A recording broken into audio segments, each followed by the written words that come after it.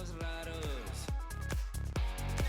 ¿Será que nunca me ha visto en este disco bar? Son las 5 de la tarde, 14 minutos. Seguimos en De Cerca. Se ha nublado un poco. Acaba de pasar un pájaro por el cielo. Lo acabo de ver. No sé qué querrá decir eso, si será suerte o no, pero acaba de pasar por nuestra ventana un pajarito. Está nublado en Canelones. Ahora al final les vamos a contar cómo va a estar el tiempo para ahora y para el fin de semana, pero es tiempo de conectarnos con la naturaleza, con las fuerzas de la naturaleza, porque Vida Silvestre es una organización sin fines de lucro que nacía en el año 1995 y que trabaja junto a comunidades, empresas y al gobierno para encontrar soluciones prácticas a desafíos ambientales de todo nivel.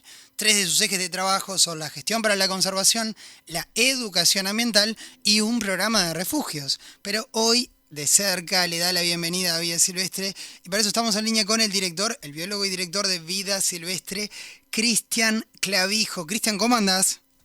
Hola, buenas tardes, ¿cómo están? Bien, bien, contentos de tenerte nuevamente. La verdad que quedamos como locos, muy copados con su segunda participación en De Cerca, que tuvimos hace 15 días que hablamos con ustedes. Ahí está, sí.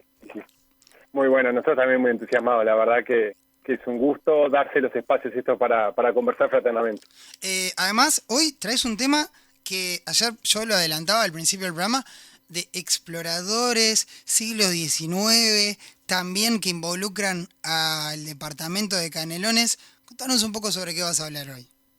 Bueno, hoy la idea es comenzar un poco con la historia de la naturaleza, la conservación en Canelones. Entonces vamos a aprovechar dos relatos que escribieron dos personajes bien distintos, el párroco Damaso Antonio Larrañaga, que viajó de Montevideo a Paysandú en un viaje bastante conocido por los uruguayos en 1815, y después vamos a hablar de un francés, Alcides d'Orbigny, que en 1826 también recorrió parte de nuestro país. En el caso, cuando atravesó Canelones, fue yendo hacia Carmelo para cruzar medio de contrabando hacia Buenos Aires. Bien. Te cuento un poco los contextos de estas personas. Dale. ¿Te parece? Dale, obvio. Bueno, Larrañaga es el párroco de la iglesia matriz de Montevideo de la época. Es un naturalista autodidacta que casi descolgado del mundo científico. Él, por ejemplo, tenía muy poca bibliografía, él no sabía muy bien qué estaba pasando en el mundo científico, y en Uruguay prácticamente era de los pocos investigadores naturalistas que existían. Tenía algún contacto con Buenos Aires porque estudió en Buenos Aires, pero bueno, era totalmente amateur. Sin embargo, era muy serio en sus apuntes, en sus observaciones, y bueno, vamos a ver un poco más adelante a dónde ha terminado todo eso. Él viaja a Paysandú con fines políticos, o sea, él viaja a dialogar con Artigas en Paysandú, que en ese momento estaba en Paysandú, pero aparte de ese viaje, que por supuesto en la época lleva muchos días, le lleva como un mes ir hasta Paysandú, tiene una visión de naturalista y una visión de estadista, que es súper interesante, porque él todo el tiempo hace comentarios del estado de los pueblos de la campaña, de las mejoras posibles que hay para hacer. Entonces, por un lado tenemos a ese Damaso Antonio Larrañaga que nos va a contar qué pasó en 1815. Y por el otro, tenemos al Alcides d'Orbigny, que es un joven naturalista, no solo de formación, sino de familia. Su familia es de una familia francesa de médicos, que son médicos que también eran naturalistas. Es una cosa que pasaba mucho en los orígenes de la biología, del naturalismo, de estos temas de conservación. Había mucho vínculo entre la medicina y estos temas. Por recordar una persona, Taliche, por ejemplo, era médico, ¿no? Sí. Tal vez el ambientalista más famoso que tenemos era médico, ¿no? Entonces ese vínculo siempre se ha dado. Incluso hay algunas personas que empiezan a estudiar medicina y después se pasan a la biología para estos campos. Si me permitís, Taliche pide Sí. columna, me parece. Bueno, sí. Es como, sin duda, es sin uno duda, de hay esos que hablar. grandes nombres que uno conoce, que ha visto en esquinas, que ha visto en plazas, que ha visto que se cruza la ciudad, pero que vos, como vos bien decías, ha hecho aportes significativos. Pero vamos con Larrañaga. Con Larrañaga, ahí está. Lo interesante de Larrañaga es que constantemente nos va a estar hablando de un país, ¿no? En guerra, ¿no? Estamos hablando de 1815, hay un conflicto en el medio, entonces todo va a ser penuria, constantemente va a hablar de las penurias de la campaña, pero vayamos específicamente a lo que habla de Canelones y naturaleza. Bien. Por ejemplo, sí. No. En realidad, vamos a hablar. Esto está en el texto Diario de Viaje de Montevideo a Paysandú. Sí, A Paysandú. para ampliar la bibliografía, si queremos después, porque hoy vamos a hablar de Canelones, pero después si alguien quiere seguir viajando con los ojos de Larrañaga, también hay otros lugares que están contemplados.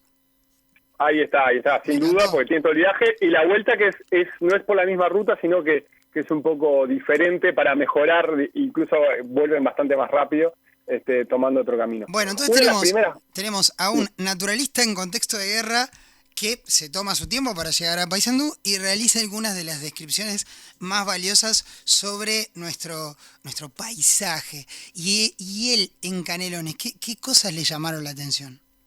Por ejemplo, una de las primeras cosas que le llama la atención es que saliendo de Montevideo, lo que ve es cardales. Cardales serían unas grandes extensiones de la planta de los cardos, ¿no? Y él incluso ahí hace la anotación de que cubren grandes porciones de campos, que es originaria de Europa, y esto acá es un concepto bien interesante, es una especie introducida, es una especie exótica, que viene asociada a las semillas de trigo seguramente, que se empezaban a plantar en Uruguay, y que empiezan a invadir. Entonces ahí ya, lo primero que habla Larrañaga es un problema ambiental, fíjate, que está asociado también a un problema productivo, ¿no? La especie esta es invasora, va a estar desplazando entonces a especies nativas, y a la vez va a estar interfiriendo en cultivos, en la calidad de las praderas, ¿no? Entonces, ahí es bien interesante cómo Larrañaga enseguida que entra a Canelones se da de frente con esta Claro. Naturaleza que ya empieza a mostrar problemas ambientales enseguida. Bien, algo que los canarios hemos visto por todos lados, pues ingresé yo siempre cuando hago tu columna, su columna mejor dicho, ingreso, viste, tengo la computadora y los estaba mirando y claro, los reconoces, cualquier canario, toda la vida he visto un cardo que pincha, que es como, que parece casi una molestia para cuando uno quiere desplazarse, viste, libremente por el campo, que lo tenemos muy cerca acá, o sea que él ya advertía eso en aquel entonces. Sí, este otro viajero de Orbeñí es muy interesante porque también habla marca lo mismo, justamente le llamó la atención la cantidad de cardales que había a la salida de Montevideo, ahí entrando a Canelones. Después enseguida Larrañaga nos cuenta algo bastante más idílico, dice que así como estaban los cardos, algunas otras plantas apreciables encontramos que vestían y hermoseaban el campo, y habla de los macachines. Ahí Larrañaga, los macachines se ubica, ¿no? Las florcitas esas que aparecen entre el pasto, digamos. Las violetitas, hay unas amarillas. Sí. De eso Larrañaga, por ejemplo, dice que las raíces producen unas batatillas muy tiernas y de gusto exquisito. O sea, él se comía las parece flores. que sí, en esa época se comía. Yo alguna vez la he probado, te admito, en alguna estancia en el campo, así en medio Survivor, he probado y sí, tal cual que son ricas, hay que lavarlas bien porque si no comes más tierra que otra cosa. Pero son dulces. Abriste algo insólito. O sea que podemos comer, si la lavamos bien, ¿no? Seamos responsables. Sí. Macachines, entonces mirá, un plato típico canario. No, mentira. Podemos empezar a sumarlo a la mesa canaria. A la mesa canaria, claro. Bueno, los macachines.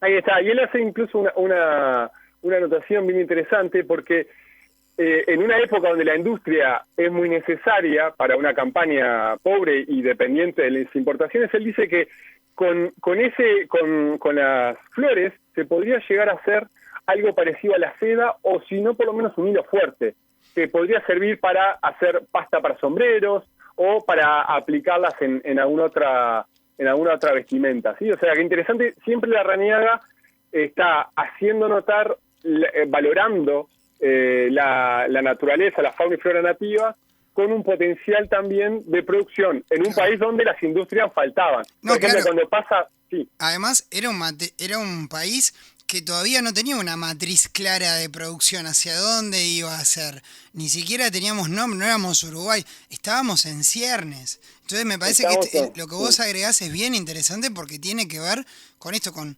valorar nuestro territorio como un factor que el día de mañana va a ser el que nos va a dar de comer y ampliar la perspectiva. Es interesante el rol del explorador, del viajero, en este sentido, descubrir riquezas, mapear el territorio. Ahí está, sin duda, sin duda. Y hay una cosa bien particular para Canelones, y es que cuando la Rañaga está llegando a la villa de Canelones, habla de lo que yo les hablé en la primera columna, a Villa Guadalupe. En este momento, vos sabés que la nombra como Villa de Canelones. Mira. Villa de Canelones. Sí, se ve que... Sí. Incluso es interesante porque tiene mucho mucho contexto justamente de quién viene, ¿no? Porque es un párroco. Pero bueno, dice que tiene el nombre de unos árboles así nombrados, y él dice que es una nueva especie. Y es interesante porque en ese momento el canelón como tal no estaba descrito para la ciencia, no tenía un nombre científico, y fue recién descrito en 1902. Ahora, acá hay un punto bien interesante. ¿Qué pasó? ¿Por qué la Rañaga no le puso un nombre y ese nombre no quedó en el vocablo científico? Bueno, porque todos estos escritos de la Rañaga recién fueron publicados en 1923. Entonces, todos los nombres científicos que él propuso para animales y plantas del Uruguay quedaron en lo que se llama sinonimia. Si alguien antes le puso nombre a esa planta o a ese animal, quedó el primer nombre que se le puso. Entonces, la Rañaga, que había puesto nombres a muchas especies de animales y plantas, perdió esa prioridad, digamos, de haber nombrado muchas especies, ¿sí? Por esa cuestión de que los escritos formalmente quedaron publicados en 1923. Una cosa bien interesante también, hablando de problemas ambientales, él lo que dice que cuando llega el canelón chico, dice que está regularmente provisto de árboles, aunque los más están muy talados, ¿sí? O sea, ya hace la anotación de que en esa época estaban justamente muy afectados por la tala los bosques nativos de Canelones. Cosa que pensemos que es razonable, pensando en que la fuente de energía en esa época era la madera, ¿no? Claro, para calefacción, para cocción. Aparte, el Canelón chico lo hemos visto 1000 veces. Está acá cerquita nomás. Ahí está, que algo interesante que sucede es que, bueno, uno tiene esa idea de que en esa época, bueno, deberían haber bosques enormes, y bueno, no. Justamente, a veces puede pasar de que en épocas anteriores los bosques estuvieran sometidos a mayor presión de tala, entonces estarían más reducidos, ¿sí? Muchas veces, los que nos encontramos con estos con estos relatos de viajeros es que la naturaleza que nos muestran es, en algunos casos, un poco más pobre que lo que hoy hasta podemos ver. Ni que hablar que un problema acá que vuelve a aparecer, pero en el presente, con las especies exóticas invasoras, es el bosque, que ya la otra vez lo había hecho notar ahí, en la zona ahí de Canelones. El bosque del Canelón grande, del Canelón chico, perdón, está mayormente conformado por especies exóticas invasoras, ¿sí? Así que capaz que uno tiene un bosque que está cumpliendo su servicio ecosistémico, pero en calidad para la conservación de la biodiversidad nativa es malo, ¿sí? Claro, porque está... Te iba a hacer una pregunta, porque vos a veces tirás conceptos que obviamente que son interesantes. ¿Qué es una especie invasora? ¿Y qué costos puede tener para ese ecosistema? Lo que vos estabas hablando recién del canelón chico. Bien. Las especies, vamos a hablar al revés, mira, vamos a ver que es una nativa, es una especie que naturalmente ocurre en un lugar, ¿sí? Eso es una especie nativa. ¿Qué es una especie exótica? Es una especie que llega desde otro lugar a una nueva región. Ahora, algunas de esas especies que llegan desde otros lugares, que llamamos exóticas, se vuelven invasoras. Eso significa que van a empezar a invadir, a expandir su área de distribución y su número de ejemplares en gran cantidad. Eso pasa en animales y pasa en plantas, ¿no? Pasa en las plantas, por ejemplo, pasa con la espina de Cristo, que es el árbol que ahí abunda en la zona de Canelón Chico, donde vamos a ver que es súper abundante, es una especie que es exótica, que llegó al Uruguay, muchas veces son traídas, incluso por gusto, ¿no? O sea, son intencionalmente traídas de un lugar a otro, trasladadas de un lugar a otro. En otros casos, como vimos con el cardo, son de casualidad que llegan, ¿no? Vienen mezcladas las semillas y entonces así llegan. Esto es un problema muy grave para la biodiversidad. Incluso en los rankings de problemas de la biodiversidad, durante años estuvieron en el segundo puesto, ahora creo que están en el tercero, así más o menos andan por ahí a nivel del impacto que tienen estas especies. Me encanta esto porque es cómo la globalización puede afectar Sí. en este sentido. Sí, bueno, por algo, una de las grandes definiciones, digamos, de los grandes conceptos que hay de los impactos ambientales que tiene el ser humano, es lo que se llama el antropoceno, ¿sí? Así como hay una era, la era de los dinosaurios, la era, ¿no?, de diferentes organismos definidas por ciertas características, hay una era que está definida por los cambios que se generan en el ambiente, que van a quedar, eso va a quedar en algún momento en el registro fósil, y justamente una de las cosas que va a tener esta era en el registro fósil es esa homogeneización de la biodiversidad, ¿sí? Especies que están en casi todo el mundo, porque bueno, fueron trasladadas de un lugar a otro y bueno, y están ahí asociadas. Quiero hacer un comentario antes que nos quedemos sin tiempo sobre el otro viajero, Sí. Alcides d'Orbigny. Vos sabés que porque podés, ¿cómo es el nombre bien que no lo puedo retener? Alcides d'Orbigny, mi francés es tan malo que no sé si queda claro. Es Alcides, eso sí es claro. d'Orbigny se escribe D'_ORB_IGNY.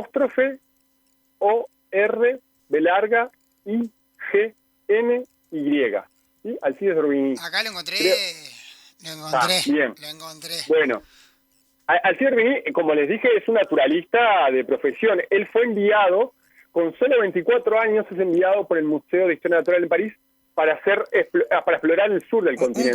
Un comentario así para que la Sí. gente se imagine, muy a la moda sus patillas. La de Alcides, a lo que le Sí, gustaba de ese momento, es un francés con unas patillas, muy dandy también. Acá estoy viendo la foto de Alcides para ponerle cara al personaje del cual vos vas a hablar.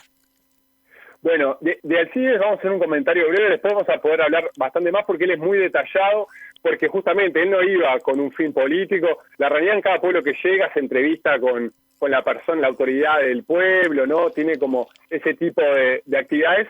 d'Orbigny simplemente está caminando, o sea, recorriendo el campo, en carreta, justamente tomando todo el tiempo notas, y una de las notas que toma, incluso buscando animales específicamente, una de las cosas particulares que le pasó a d'Orbigny fue que en una de las estancias a las que paró, pidió justamente para poder recorrer los montes de naranjo y durazneros que rodeaban la casa, y lo que hizo fue lo que hacían todos los naturalistas en el momento: empezó a cazar pájaros, y entre ellos cazó unos cardenales.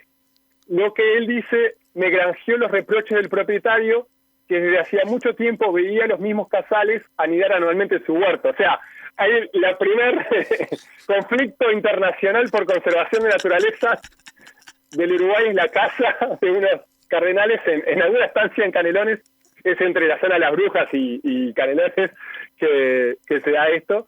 Me parece que es un dato importante, ¿no? El canario preservando sus especies. Estamos hablando de 1826, ¿no? Una persona que se le queja a otra de cazar, ¿no? O sea que qué impresionante, está súper interesante. Lo otro que d'Orbigny, claro, venía con... Bueno. No, le marcaron el territorio. Le marcaron el territorio, venía, ¿no?, con 24 años, ¿no?, con su ímpetu de colecta, Claro, y bueno, y ahí le marcaron el territorio. Igual un comentario, estoy leyendo un Sí. poco a d'Orbigny, cuya obra es comparable a la de Humboldt, el naturalista alemán, y bueno, Sí. tiene un trabajo en América muy, pero muy importante. Es alguien súper importante para la evolución de la materia. Sí. Él hace un viaje que dura varios años por el sur de América. El viaje está disponible en PDF, es Viaje a la América Meridional. Es un libro de 1800 páginas, solamente el diario de viaje. O sea, es una cosa espectacular. El diario Humboldt, por ejemplo, es bastante más pequeño que eso, pero es súper interesante. Lo que quería destacar justamente por este orgullo canario también que tenemos traer de la naturaleza canaria es que cuando él llega al Canelón Grande, él ve que el río es bastante ancho, que da la impresión de tener un curso rápido en la estación de lluvia, hace una descripción también geográfica. Recordemos que en este momento los investigadores son naturalistas, ven la naturaleza entera, no son tan como ahora. Yo, por ejemplo, hago una confidencia. Vos me preguntaste, che, ¿podés hablar de las orcas? Me estás hablando de un bicho súper carismático y bien conocido, y te dije, mirá, yo no sé de orcas prácticamente nada. ¿Por qué? Pues yo soy especialista en almejas de agua dulce, a ese nivel, ¿no? Claro. Cada uno tiene como su métier específico. Y ahora estamos así. Antes era una cosa maravillosa que a mí me hubiera gustado vivir en esa época donde uno podía historia, todo lo que es geografía, ¿no? Geomorfología, geología y la biología de todos los grupos. Bueno, ahora estamos muy específicos, sabemos muchísimo, ¿no? Vamos a estar pioneros en algún tema, pero nos descolgamos muchísimo conocimiento. Eso seguramente en alguna otra columna va a volver, porque también habla de cómo nosotros desde la ciencia vemos a la conservación. Pero vamos a volver, porque si no, esto, en vez de especialista en almejas, soy especialista en caracoleo. Fíjate, D'Orbigny, cuando llega al Canelón Grande, habla se aprovecha que el paso estaba medio complejo para cruzar el carro, y va a colectar, y dice que colecta unas sirenas, unias y anodontes. ¿Qué son esos? Son nombres comunes que se le daba a algunas almejas de agua de agua dulce, digamos, de río, cucharitas de agua, tal vez es el nombre que se los pueda conocer en la zona, que habitaban ahí, y una de esas, los que se le dice anodontes, terminó siendo Anodontites lucida, que es una especie que es originaria de ahí. El primer lugar donde se conoce para la ciencia el ejemplar, desde donde se describe científicamente, es de el arroyo Canelón Grande, ahí en el cruce yendo de Canelones a Santa Lucía. Esto es súper interesante porque habla del valor de esa localidad. Cuando alguien a nivel global quisiera estudiar esa especie, tiene que ir a ese lugar para poder estudiar esos ejemplares, para asegurarse de que está hablando de de la misma especie que habló D'Orbigny más de 100 años antes, ¿sí? Entonces, hay un valor muy específico en esa zona del Canelón Grande, y está asociado a estos viajes que se hacían, y como Canelones está muy cerca de Montevideo, va a pasar todo el tiempo que muchos viajeros, naturalistas, investigadores, van a recorrer Canelones y van a encontrar por primera vez para la ciencia especies en el territorio de Canelones. Qué impresionante, qué impresionante. Esto nos va para hablar muchísimo, pero quería terminar para aprovechar la fecha, pues estamos cerca del 30 de marzo, que es el día que se celebra a los bivalvos dulceacuícolas de América del Sur. Bueno, mira, hay un día para los bivalvos de agua dulce de América del Sur. Sí, es una celebración que instalamos junto con otros investigadores a partir de una organización sudamericana de investigadores de agua dulce, de bivalvos de agua dulce de América del Sur, de la que Vía Silvestre participa con algunos proyectos, y que es sumamente interesante porque es un día escogido justamente por una mujer investigadora que hace más de 50 años, una brasilera, que se dedica a la investigación y conservación de los bivalvos acuícolas de América del Sur. ¿Por qué resalto esto a María Cristina Mansur? Bueno, porque justamente en un contexto donde el papel de la mujer está necesariamente siendo valorizado, una mujer que, por ejemplo, en plena dictadura vino acá, fue al Canelón Grande a colectar esta especie que yo te dije, Anodontites lucius, para investigarla específicamente, ¿no? Es súper importante valorizar este tipo de cosas. Bien. Y a los bivalvos, ¿por qué? ¿Por qué es tan importante los bivalvos? Bueno, se alimentan de bacterias y algas, y eso hace que mantengan las aguas limpias, ¿no? Además que son fuente de alimento de peces y otros animales. Y para que te hagas una idea, en América del Sur hay casi 200 especies, es el segundo continente en diversidad, y Uruguay tiene 40 de esas 200. O sea, para su tamaño, en Uruguay hay una gran diversidad de almejas. Excelente, excelente. Además, efeméride y de género vale doble, siempre decimos en la producción. Y claro, porque viste que hay un montón muchas veces la historia ha sido contada a través de varones, y por eso está buenísimo el aporte. Para cerrar el día de hoy. Cristian, ¿hablamos en 15 días? Hablamos en 15 días. ¿Ya tenés sí, idea con mucho gusto. de qué van a hablar? ¿Tenés alguna idea o lo piensan? Y bueno, ¿Qué? nos va quedando cerca del Día de la Tierra, tal vez podamos hablar de eso y de algunos conceptos asociados a la madre tierra, a los derechos de la naturaleza, quisiera hablar un poco, ¿no? Que son conceptos que estaría bueno que de a poco vayan permeando a nuestra sociedad y ni que hablar al sistema político. Excelente. Cristian, muchas gracias como siempre. Excelente, muchas gracias.